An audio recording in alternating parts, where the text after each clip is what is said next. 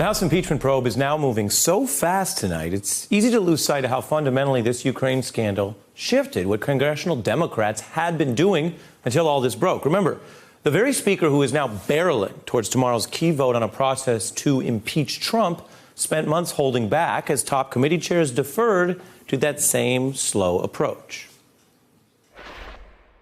Not any one issue is going to trigger, oh, now we'll go do this. My position has always been whatever decision we made in that regard would have to be done with our strongest possible hand, and we still have some outstanding matters in the courts.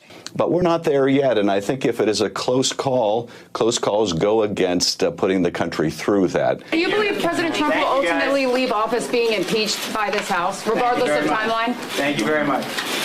And why didn't we file again today? Thank you very much.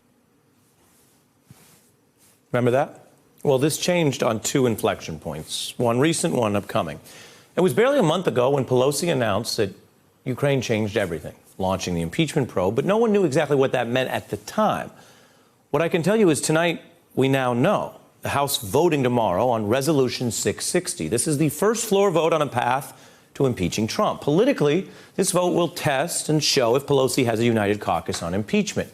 Constitutionally, it creates the blueprint for impeaching Trump, which is what we turn to right now.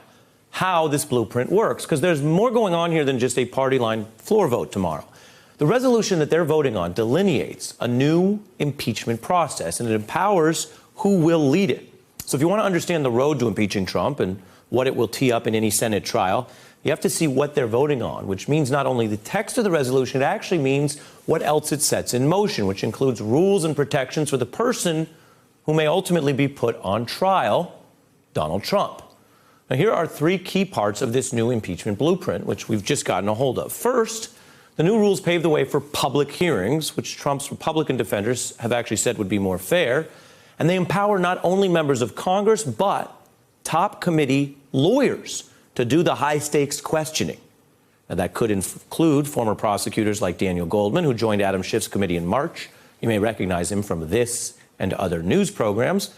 Could also mean Barry Burke, a Harvard-educated lawyer who clerked for a judge in the famous SDNY court system.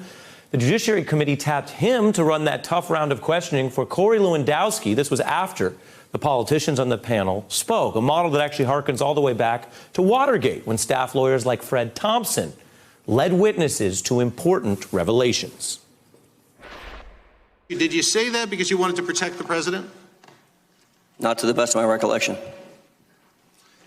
Sir, did you deny it because you wanted to protect yourself? Not to the best of my recollection, Mr. Burke. Why did you lie on national television? Are you aware of the installation of any listening devices in the Oval Office of the President? I was aware of listening devices. Those voices you hear asking the questions are the professionals, and deploying them is another sign that the planned hearings now won't be intended to be Capitol Hill talkathons for sound bites, but rather focused more on getting evidence. Now, second, in these new rules that we have now gotten a hold of, protections for the target, President Trump. Remember, the Constitution doesn't detail how to run an impeachment in the House or a Senate trial, so Congress decides each time, in the rare times it's happened, that America gets to the point we're at, the point we're reaching tomorrow with this vote. The precedents only give some ideas. What we now know from this new resolution, if it passes tomorrow, is Democrats plan to give Trump protections and options, which is interesting, because House Democrats are basically re-inviting Trump to a party he keeps blowing off, given all his past avoidance, stonewalling, and defiance of these probes. House Judiciary Chairman Jerry Nadler issued subpoenas today for a full, unredacted version of the report, the start of what's likely to be a protracted legal fight. The subpoena is ridiculous. I say it's enough. Stonewall is a loaded word. There are constitutional privileges that exist. The White House is now openly defying Congress's power to investigate the president for high crimes and misdemeanors.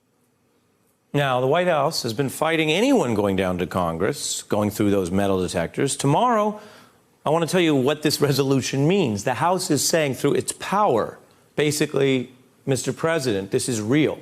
And you have one more chance before we impeach to actually send your folks down, whoever you choose. Could be your lawyers to make your case. That's basically what they're telling him. Now remember, that is actually what President Clinton did. He sent his personal lawyer down, like David Kendall, to face the House impeachment probe. And Chairman Nadler is now emphasizing that very option in a new statement about these rules, saying his committee will apply serious procedures that confer rights for the president equal to those provided during the Nixon and Clinton inquiries. And they mean it. The Judiciary Committee is actually even distributing this handy new chart that shows every protection that Clinton and Nixon got, with check marks that the Democrats will give Trump those and even more. Now, I want to be clear. Some of the things they're listing are automatic, like getting a copy of what the Democrats do in committee. Well, anyone with an internet connection can get that. But others could shape the fights ahead, how the public and the Senate view this, and whether Trump is enabled to not only send lawyers to talk, but to shape these hearings, to question witnesses, to object to whether certain witnesses or evidence can be used against the president. I want to be clear about this. Those are new powers the House is giving to Donald Trump in the spirit of, they say, fairness, that aren't automatic because the Constitution doesn't require it. But here's the thing. To exercise those rights, if this resolution passes tomorrow, Trump will have to reverse himself and the stonewalling kangaroo court strategy, which has insisted none of this is legitimate. Will he? Well, after weeks of fighting any cooperation with the House or settling on a single strategy, there are some new reports that Trump aides want to change gears and engage Congress, perhaps before it's too late.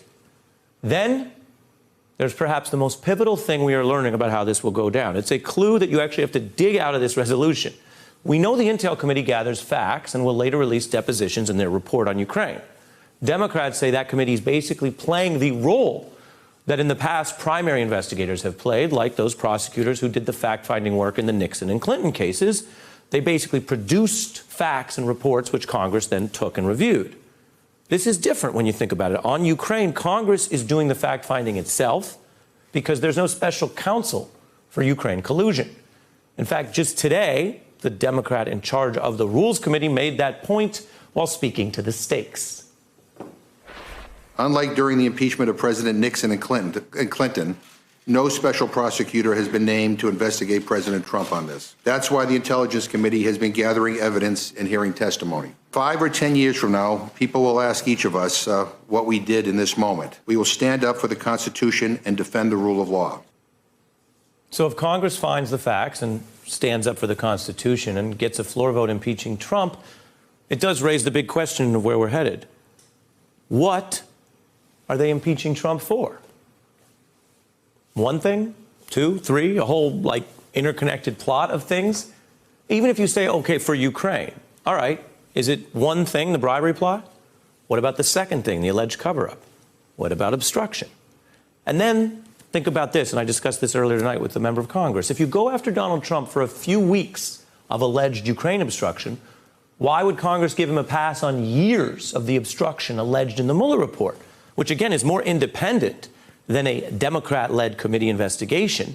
Mueller finding, quote, substantial evidence of obstruction in 5 different incidents. In fact, you're probably old enough to remember when top Democrats said that was obstruction. It was just a few months ago. That there was a sufficient factual and legal basis to further investigate potential obstruction of justice issues involving the president. Is that correct? Yes. That could be another basis to allege that the president was obstructing justice, correct? That is generally correct, yes. The Trump administration will do anything and everything in its power to obstruct the work of the Congress.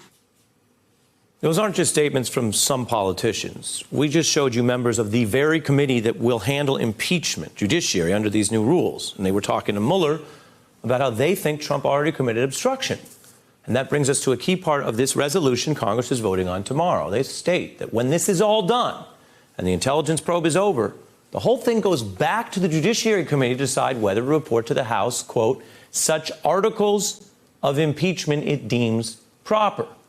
Now look at that word, articles, plural, not one article. And Congress hands the keys to decide on any article or articles to the Judiciary Committee. Is that one article on Ukraine or 2? Is it Ukraine and the cover-up? Is it that and obstruction? Is it obstruction of Mueller? which is obstruction of Congress as well. And, you know, for all the talk lately about what Republicans will do in the Senate, let's be clear. The facts are there's still debates within the Democratic Party and congressional Democrats over whether to focus solely on Ukraine or write a broader indictment of Trump on multiple issues. Broader could be covering up the Ukraine issues. Broader than that could be the obstruction. And then there are other Democrats who've long been on the record arguing Trump has committed other offenses. This is a point Congressman Green is back reiterating again. I think the president has also infused bigotry into policy that's harmful to society. And I think that we should have an article that deals with his bigotry. We know from history that a party which is united against the president on impeachment is not always united on which articles of impeachment. House Republicans who took on Clinton openly squabbled over 4 different articles of impeachment on the floor. They ultimately passed 2, while President Johnson's detractors famously threw 11 different articles at him rather than narrowing their targets. So as Democrats push towards tomorrow's vote, the key is what they are voting on. It's not automatic. These new Democratic rules basically make the Intelligence Committee the investigators. And they basically make the Judiciary Committee kind of like the prosecutors, deciding whether and what to charge on, with, of course, Speaker Pelosi overseeing it all. And the other interesting thing here, I don't know if this has gotten enough attention yet, these rules, if they pass tomorrow, they call Donald Trump's bluff.